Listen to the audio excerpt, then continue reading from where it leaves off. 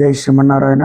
ప్రియ భగవద్బంధువులారా, రేపు జరగబోయే రథసప్తమి అత్యంత వైభవోపేతమైనటువంటిది.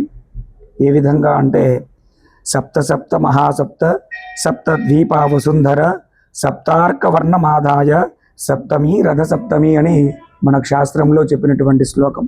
రథసప్తమి రోజున స్వామివారికి అంటే సూర్యుడికి అత్యంత ప్రీతిదారకమైనటువంటి మనం అందరము కూడా కలిసి చక్కగా తలార స్నానం ఆచరించేటప్పుడు 7 జిల్లెడాకులు, ఒకటి శిరస్సు మీద, 2 భుజముల మీద, అదేవిధంగానే మనకు మోకాలు యందు, పాదముల యందు ఈ విధంగా 7 జిల్లెడాకులు పెట్టుకొని ఇప్పుడు చెప్పినటువంటి శ్లోకాన్ని చెబుతూ స్నానం ఆచరించుకోవాలి.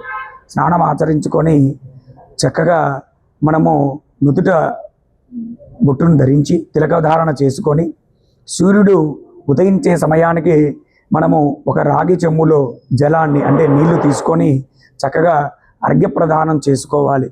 ఆ అర్ఘ్యప్రదానం చేసేటప్పుడు చక్కగా మనం చెప్పినటువంటి శ్లోకం చెబుతూ అర్ఘ్యప్రదానం చేసుకొని అదేవిధంగానే స్వామివారికి 7 నమస్కారాలు, సాష్టాంగ ప్రణామాలు చేసుకోవాలి.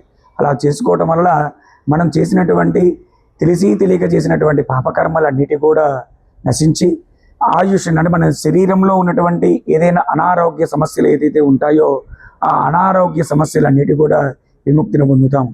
మరియు ముఖ్యంగా ఏంటంటే రథసప్తమి అంటే సూర్య జయంతి అని మనం చెప్పుకుంటుంటాం.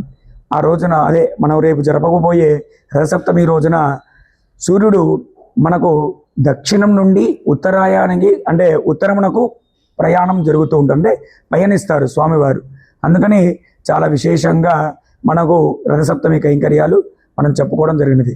తిరుమల వంటి దివ్యమైనటువంటి ప్రముఖ క్షేత్రములలో 7 వాహనముల యందు స్వామివారు విహరించి చక్కగా భక్తులకు అందరికీ కూడా దర్శన భాగ్యం జరుగుతుంది. అదేవిధంగానే రేపు శ్రీ హరిహర క్షేత్రంలో జరగబోయే ప్రాతకాలంలో స్వామివారికి సూర్యమండలం వేసి చక్కగా సూర్య నమస్కారాలు, ఆ తదుపరి మనకు గ్రామోత్సవం జరుగుతుంది. గోవింద భక్త బృందము వారి యొక్క ఆధ్వర్యంలో మరియు శ్రీ సిద్ధ వెంకటేశ్వర్లు వెంకటసుబ్బమ్మ గారుల వారి యొక్క సమక్షంలో ఈ యొక్క కార్యక్రమం రథసప్తమి ఉత్సవం కార్యక్రమం అంతయు కూడా జరుగుతుంది. భక్తులందరూ కూడా పాల్గొని తీర్థప్రసాదాలన్నిటి కూడా సమర్పించుకోవాల్సిందిగా భక్తులందరికీ కూడా మనవి చేయడం జరుగుతుంది. జై శ్రీమన్నారాయణ. శ్రీమతే రామానుజాయ నమః.